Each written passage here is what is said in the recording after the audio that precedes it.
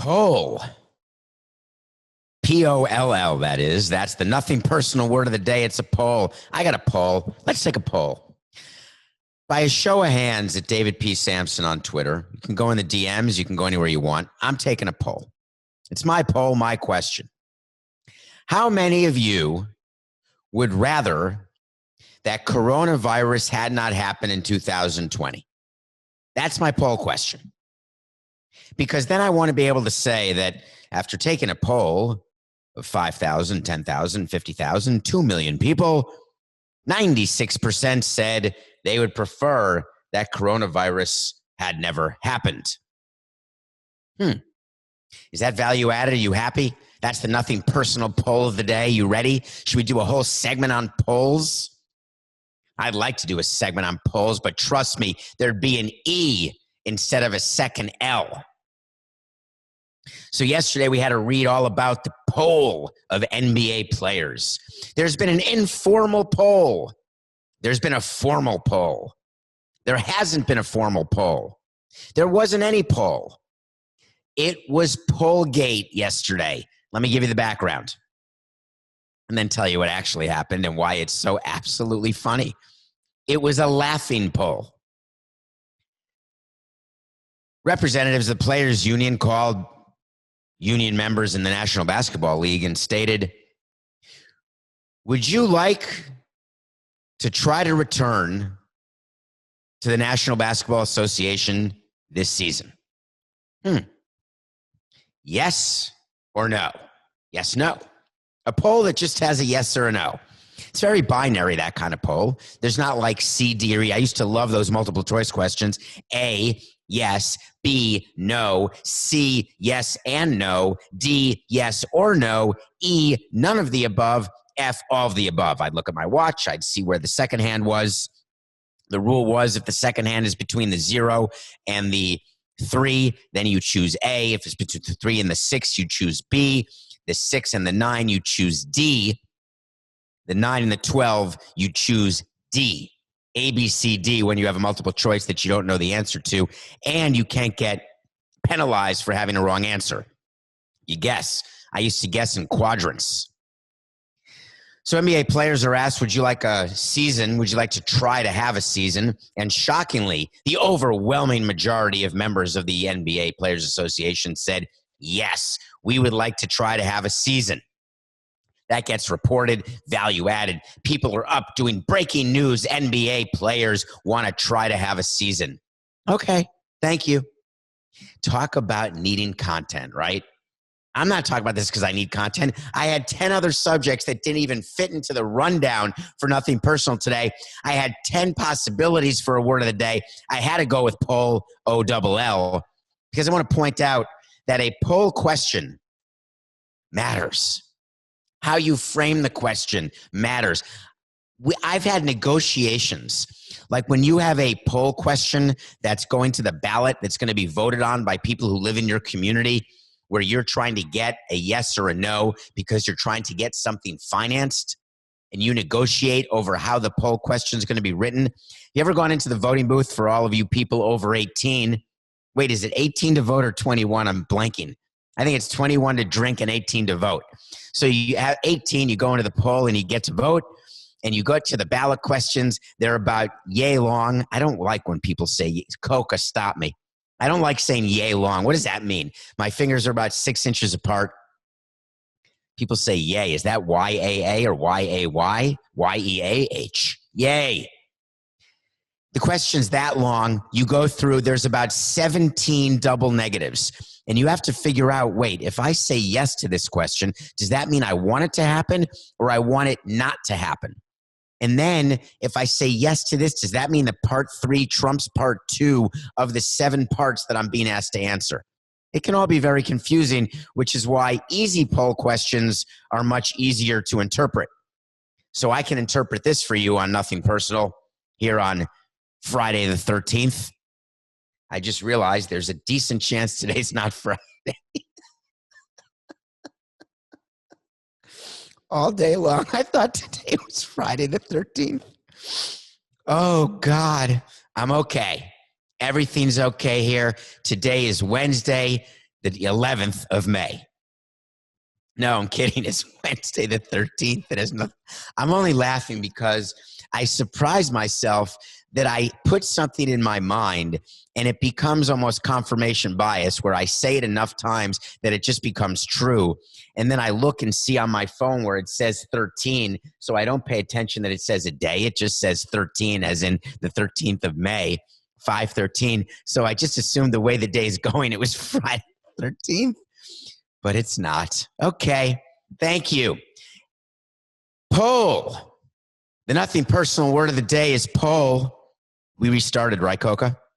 Poll as in the NBA players, what the players took. Here was the question. Would you like to try to play basketball? So the league comes out after this gets rumored. Minutes later, there's a report by a big reporter who breaks news all the time. The league comes out and says, listen, it was not a formal poll. It was an informal poll. Or maybe they just said it was not a formal poll, which by definition means it was an informal poll. The difference between a formal poll and an informal poll, just so we're clear, so that everyone reading these reports about the NBA can understand in perfect English. And I am ripe for a correction on this because this is coming right out of my Friday the 13th size brain. It is how you have enough of a sample size to draw certain conclusions and understanding what the margin of error is when you have an answer and responses from that poll. So an informal poll of players goes something like this. I've got a list of all players in the union. When I reach some, I reach some. When I don't reach some, I don't reach some. I text, I Zoom, I FaceTime, I find them on Insta, I DM them. I may do a little TikTok. You know, I was supposed to do a TikTok video. I got a small issue. I'm on TikTok, can't dance. I can't dance. I can't cook and I can't dance. All I see, or they set up some sort of game where you drop a ping pong ball off 75 different pans and it ends up in a cup on the other side of the house. Can't do it. So I was just going to stand there, do my first TikTok video, and this is what it was going to be. I want to practice my TikTok video on an audio podcast, although there's a video portion. Thank you for watching. Appreciate that. YouTube, CBS. If you're actually listening, thank you for downloading, subscribing, telling your friends about Nothing Personal. We have fun here 45 minutes a day. Here's my and I'm coming at you every day. Here's my TikTok poll. It's not a poll. Wow, here we go. Ready? Take a minute. I'm going to breathe. Today's Wednesday, May 13th. The word of the day is poll, and here's my TikTok video. Hi, my name's David. Dun dun dun dun dun dun dun dun dun dun dun dun dun touch dun touch dun dun dun dun dun dun dun touch dun touch. Would that be like 1 million followers or clicks or licks or likes? I don't know. What I do know is that the NBA came out and said there was no formal poll done, which means that they didn't reach a lot of players, and they just ask a very simple question, which really is of no benefit to anyone. Of course, the athletes want to try to play. Who wouldn't want to try to play if you can play? But then we got word that there was a top secret, like in the war rooms, in the Winston Churchill war rooms, there was a major conference call that took place. I'm talking about the tip of the top, the creme de la creme. Who was on that? Chris Paul, check. Kevin Durant, check. Not sure why he came out and said he's not playing in 2020. Was he just bored? Did they have his cell phone number? Damian Lillard, Kawhi Leonard, Del Curry. He wasn't on the call, but his son Steph was. Giannis, Russell Westbrook. They had a phone call, a big conference call, where they all agreed that they were unified in that they wanted to finish the regular season and have a postseason in the NBA. They want NBA to come back, not try. They are unified in making it happen. Normally, I would laugh at this, except in the NBA, it is a game of stars. Stars have more power in the NBA than any other league. You don't read about the NFL players getting together and having a call and having that be any sort of interest. You read about Aaron Rodgers sending a tweet, hey, vote no for the NFL CBA. Guess what? It passed. In Major League Baseball, you got a few guys coming out and saying, hey, I don't know if we should play. I don't know if it's safe. I don't know if I like this. I don't know if I like that. You got Scott Boras talking about this, about that. We're going to get to it. But in the NBA, big difference. And it's not just because of The Last Dance. It's not Michael Jordan. It is a star-driven league where stars can actually dictate where they go, how they go, what team they're on, what big three they're going to form, where they want to play.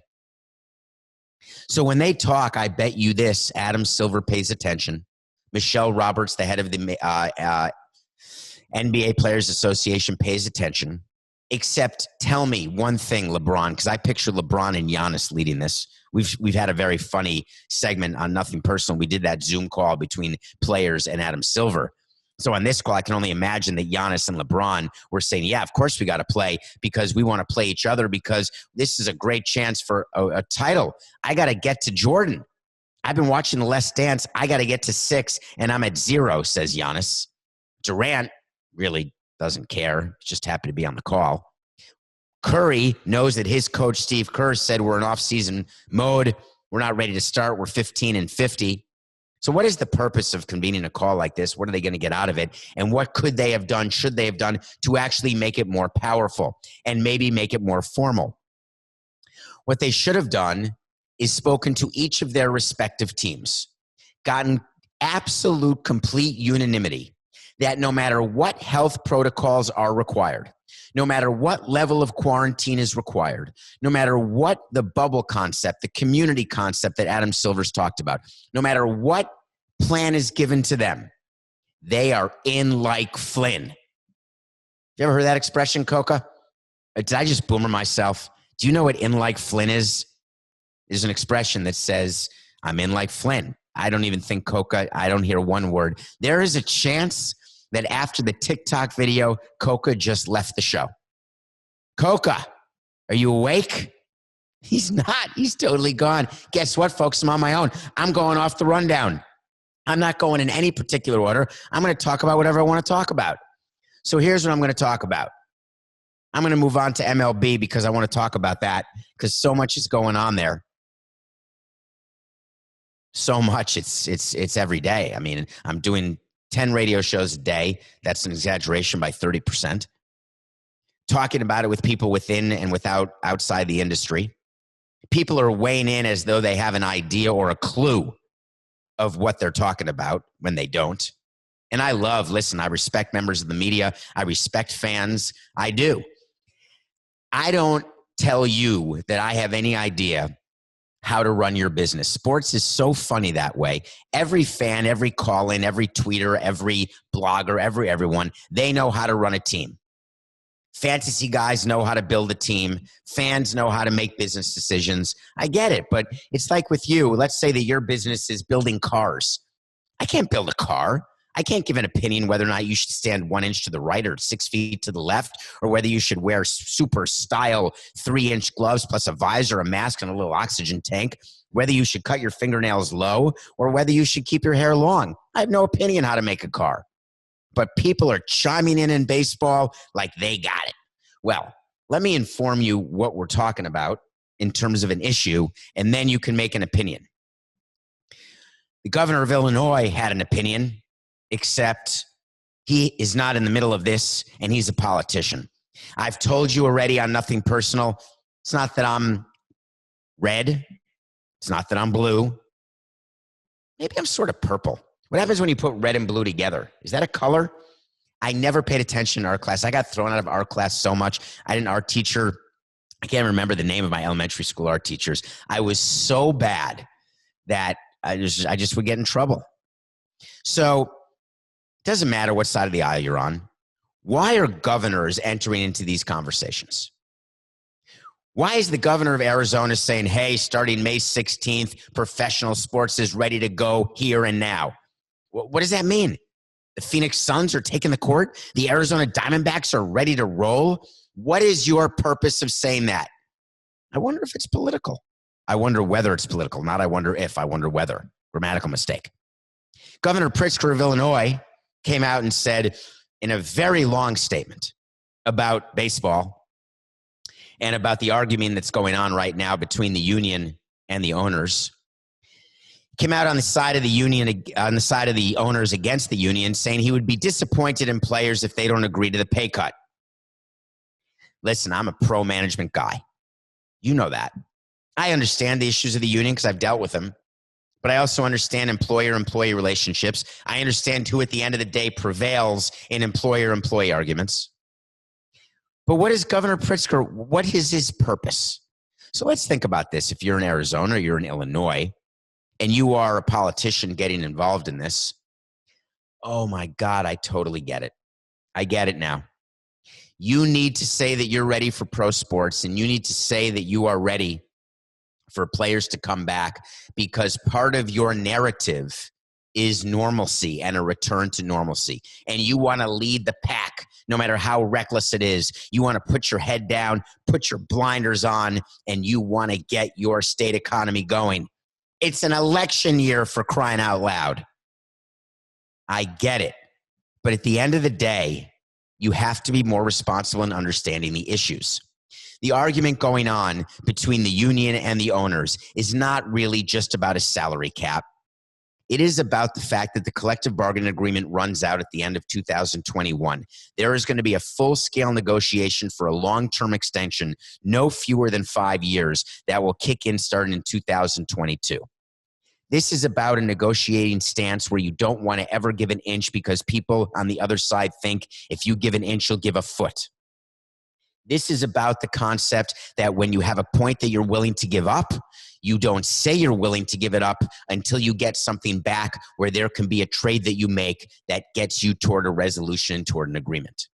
So what you do is you stand firmly entrenched in your position, no matter how irrational, and then you let the negotiations unfold. You take care of as many issues as you can, and then you start trading. That is how collective bargaining works. If you have 100 issues on the table, you end up, there's Coca. Welcome back, Coca. So you end up with 100 issues, you take care of 90 of them, and then you trade 10 of them. So, will there be a salary cap in baseball? No. Would the owners like there to be a salary cap? No. Did they say they want a salary cap? Yes. Is there public disagreement about what will be the final result of this negotiation? Yes. Is there private disagreement over what will be the result of this negotiation? No. That's a big no, ladies and gentlemen. The union and the owners understand that they cannot stand up in front of the American public and say, every sport has played, we are not going to start because we have an economic problem. It's not going to happen. NGTH. But of course, you have to deal with the distractions. And from a media standpoint, where I'm now in the media, from a fan standpoint, where I'm now a fan, I'm looking at all these people talking, and it makes me smile. Scott Boras was back in the news. Remember we talked about the number of players? He had that big statement.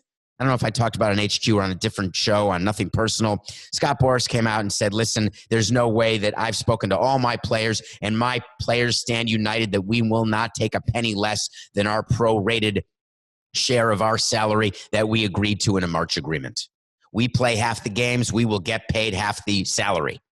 I told you there's 1,200 players in the union, and I said, I wonder whether he represents 601 players, because 601 players are necessary to have an agreement.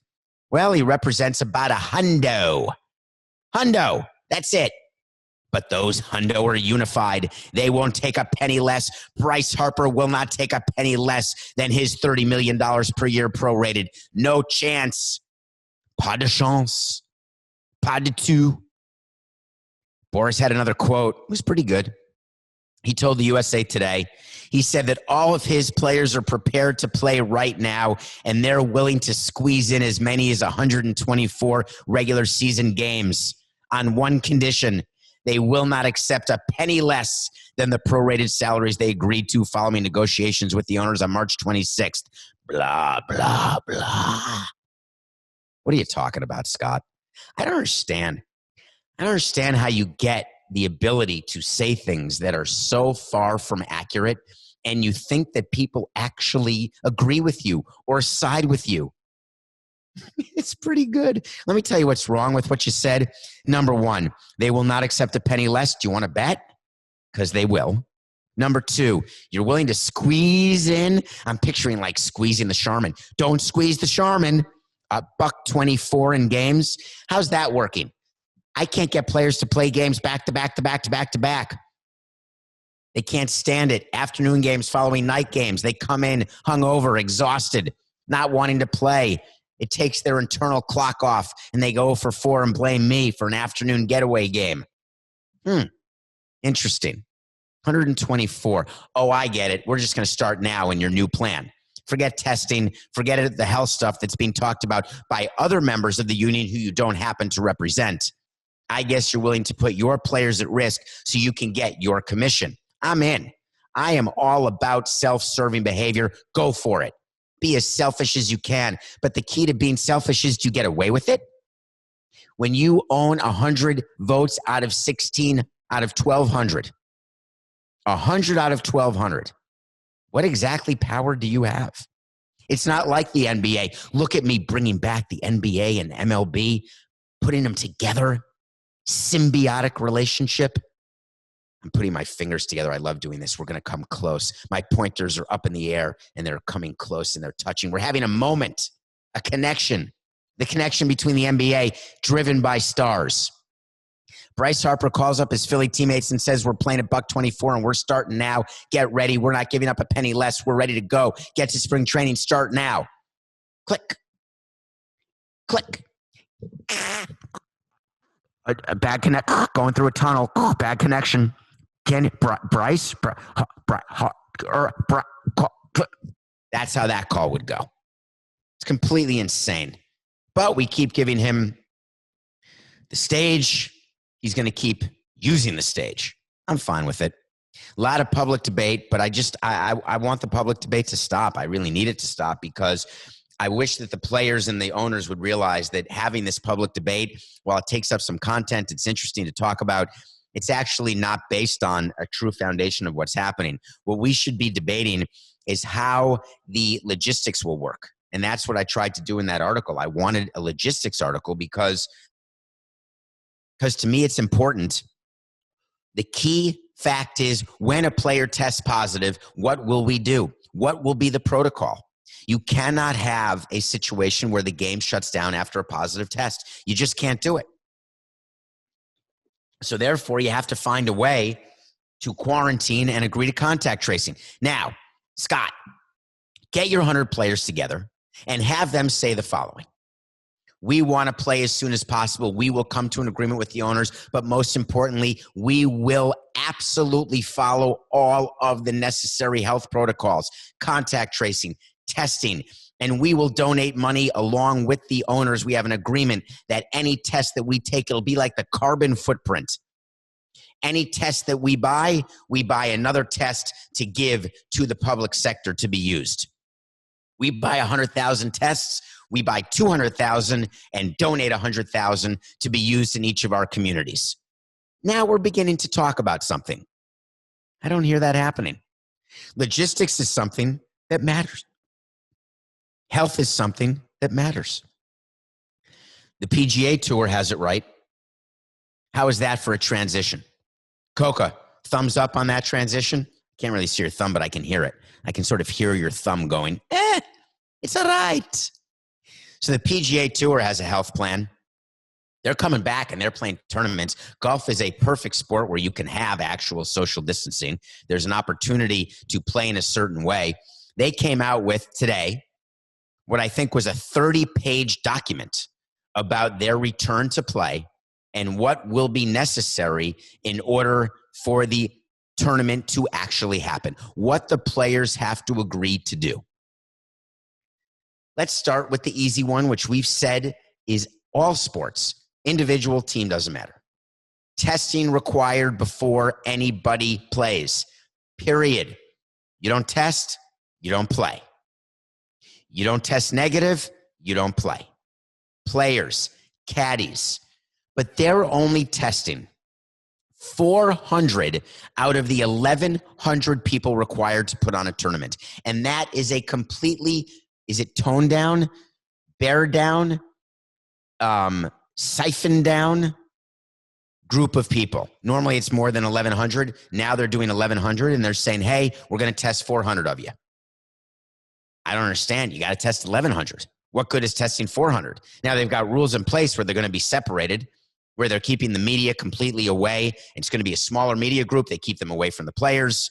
Where there is, the lunchroom is different. The break rooms are different. There's no sponsor activities. There's no pro-am tournaments. I get all that. But you got to test 1,100 people. Then you take a test before you can play. And after that, every day, you fill out a questionnaire and get your temperature taken.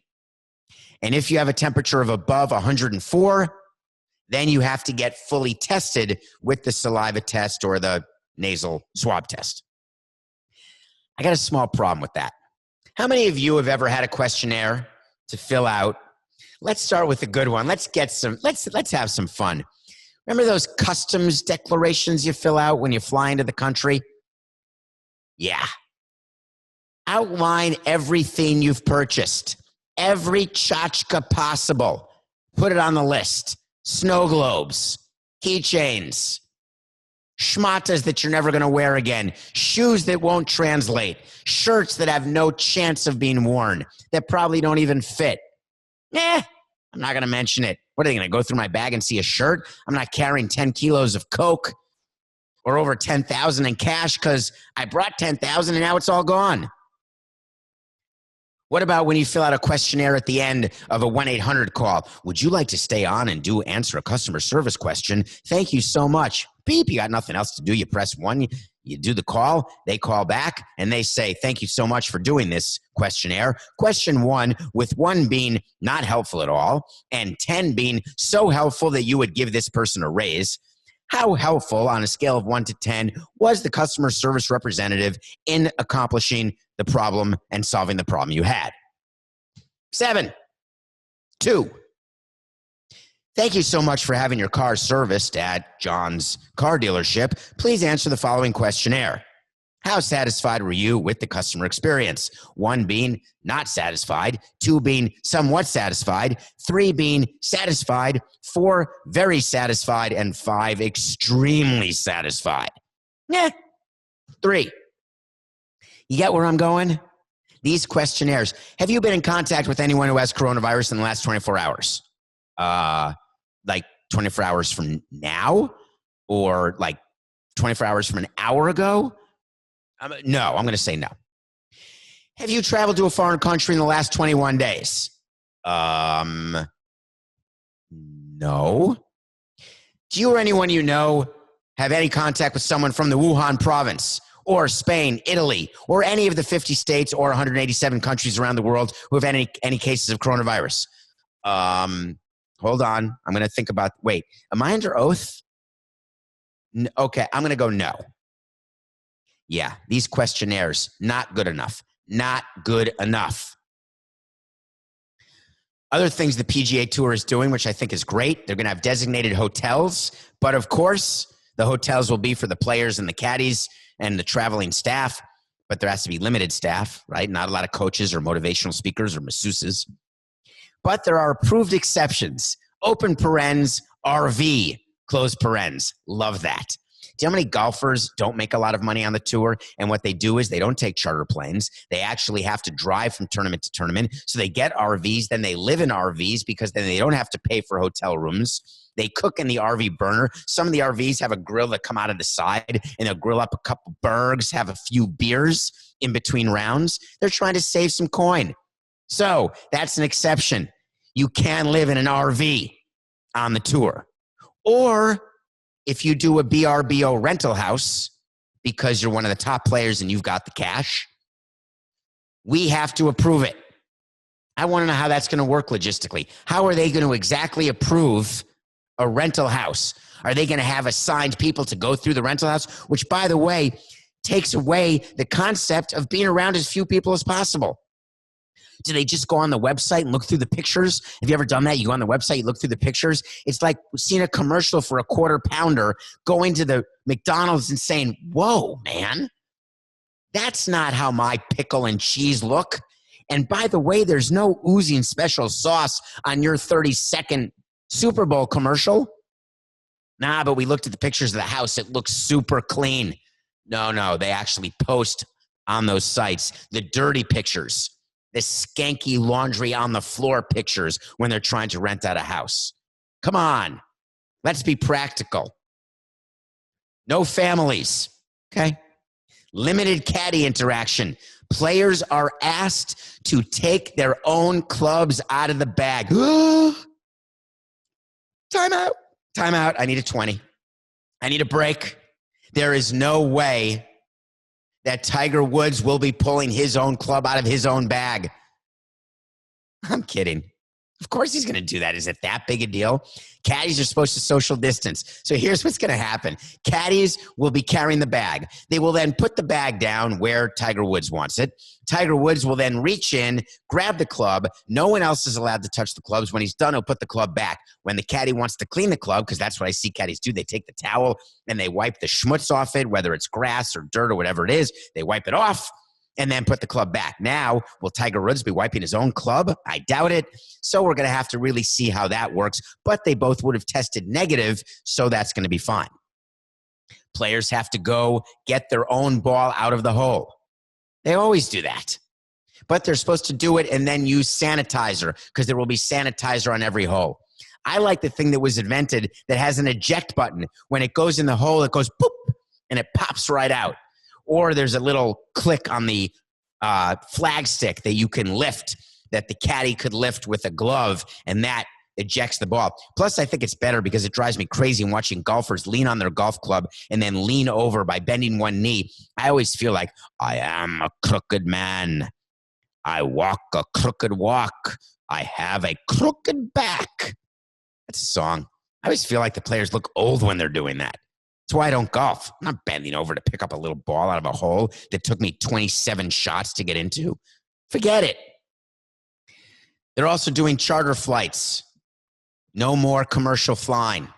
But it's $600 a man if you're a player or a caddy, $300 if you're somebody else. Or maybe it's $600 for a player, $300 for a caddy. That's to try to defray the cost of chartering a plane. But the PGA Tour will be chartering planes from tournament to tournament.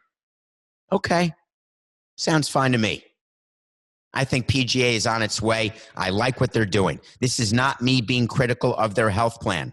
I'm giving you the highlights and telling you this will be a great example as we watch sports evolve. As sports come back, individual sports, team sports, there will be adjustments made. Players will have to get used to them. Common sense will have to prevail. Can't wait to watch. I took a survey of a movie. What movie should I see? And the questions on the survey were, how often do you watch a movie? Never? Rarely? Sometimes? Always? I thought that was a good question. I was willing to answer it. And then I realized that no, this was someone giving me a suggestion of a movie to watch that's called Never, Rarely, Sometimes, and Always. I paid $19.99 because it's a first-run movie. I got it on demand. I watched it. I want to talk about the subject matter. It's an important subject matter. It was a festival darling. I don't know what that means. I think festival darling means that it wins a bunch of awards. And it's a small movie that could. It's like the engine that could. It starts with a little bit of motion, and then it starts building. Chugga, chugga, chugga, chugga. You can do it. Chugga, chugga, chugga, chugga. It's a movie that tries to build momentum. Hard to build momentum during a pandemic when all theaters are closed. It's a movie about teen pregnancy and a girl who gets pregnant, and she and her cousin, her friend, have to go from Pennsylvania, where you need parental consent to have an abortion, to New York, where you don't need parental consent. They had no money. They worked as cashiers in a grocery store. They ended up stealing money in order to afford to be able to go to New York. They had to pick up a man, not in sort of the Julia Roberts way, finding Richard Gere. Pretty woman walking down the street. No, it was not like that. They found some student who they tried to get money from.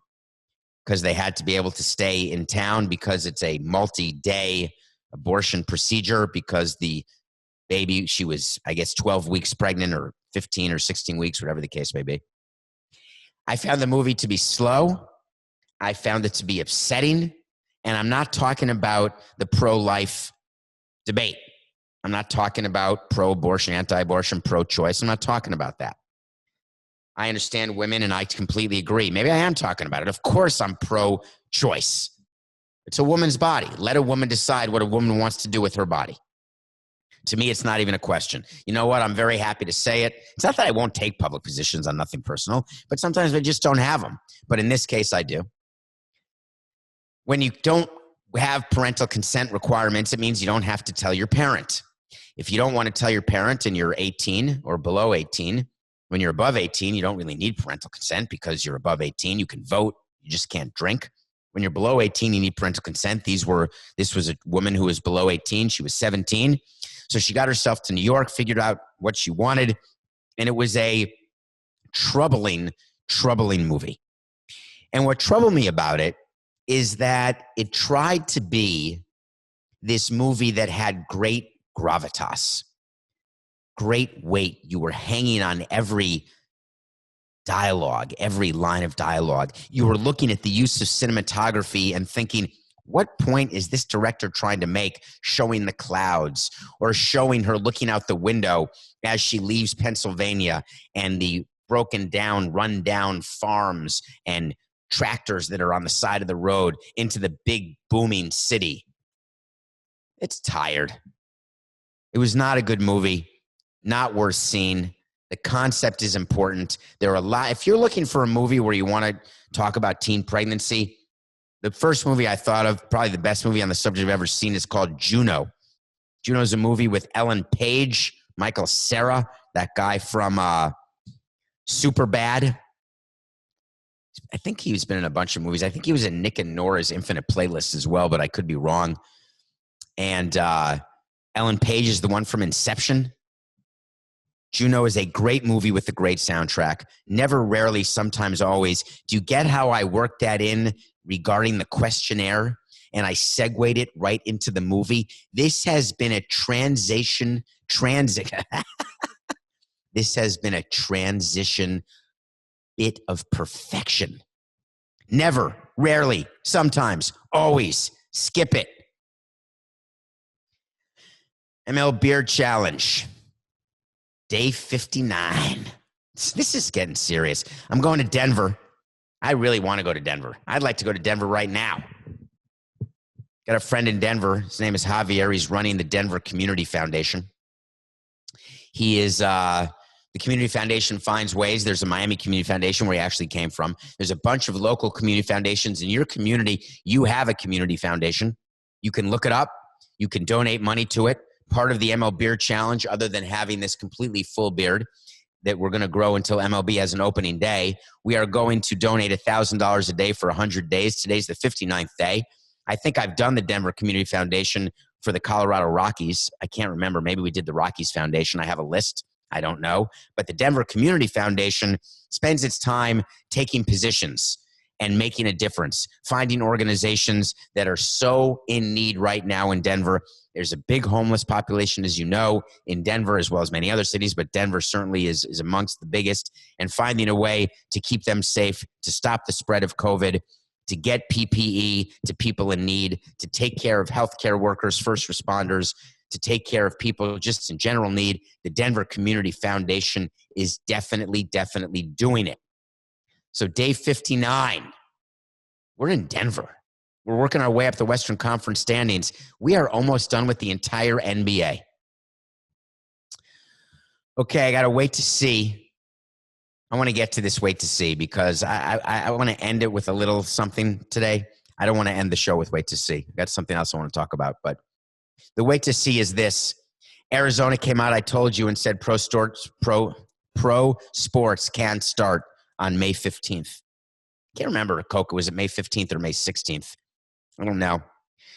Pro sports games will not happen in Arizona before June 15th. That, to me, is the minimum time. That's my wait to see. Wait to see is when I'm accountable to you.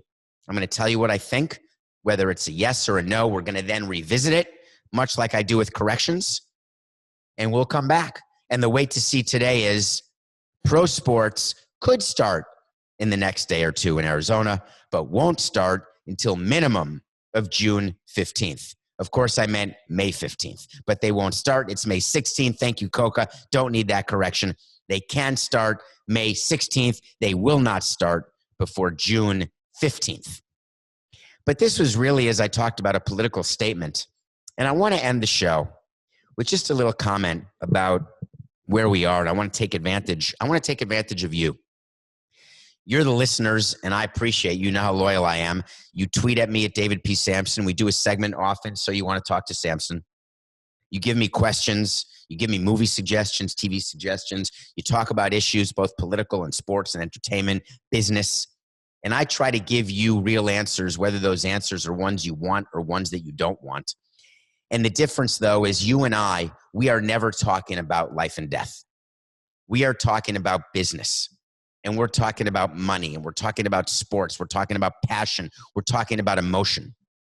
When you've got a situation the way we have right now with a global pandemic, where we're just so unsure of all of our futures, we don't know what the economy is going to look like.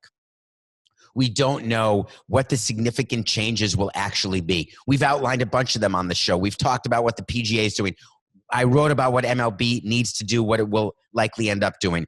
We've talked about players and owners and arguing about money and arguing about health issues. All of that is simply because we don't have knowledge of tomorrow. When you run a business, the most important thing you have to know is what is around the corner. And one of the great things and that leads to the most successful CEOs or the most successful owners of businesses is they are able to see what's around the corner in not just their business, but also their industry and also other industries that impact their business or their industry. And when you can see what's around the corner, you are then able to make a decision. It may not be popular, you may be wrong, but those who have the best ability to be the most successful, the highest percentage of the time, are the ones who will make the most money for themselves and for the employees who work for them. The situation we're in now, there isn't one CEO, one team president, one industry executive who knows what's around the corner. This is a scientific medical issue, and science by definition is imperfect. We've been dealing with coronavirus for a matter of months. That's it. Not a matter of years or a matter of decades. It's been months. All the studies that we see. We talked earlier in the show about polls, formal versus informal, whether or not they actually matter. Can you actually take questionnaires seriously? Scientific data is irrefutable, except it has to be gathered in a controlled environment over a period of time. Otherwise, I can make any poll look like how I want it to look, any questionnaire look like how I want it to look, any scientific data I could arrange to make it look how I want until I've got enough to have a true sample size. So we don't know what's around the corner. So you're asking us to make all of these decisions right now, to give you timelines. When will sports be back? When will normalcy be back? When can I go to restaurants? When can I have a beer? When can I responsibly stop social distancing and hang out? When can I get a hug and give a hug? All of those are legitimate questions, and we don't have legitimate answers. But we need people in charge who will give those answers once they can actually be discovered. And when politicians come out and give you hard dates of when things are happening, how they're happening, what their future is, it's misleading because these politicians are supposed to be our leaders. We're supposed to look to them the way employees look to their employer, the way members of players' unions look to their manager or their GM or their president or their owner for information. Hey, fill in the blank. Tell me what's happening here. There's an expression that was told to me many, many years ago, and it says garbage in and garbage out. If you're asking me for my opinion and I'm basing my opinion upon information that turns out to be misinformation, the reality is that the answer that I give to you is not going to be accurate. And if my answer is inaccurate and you act based on that inaccurate information, we are now exponentially making the problems worse.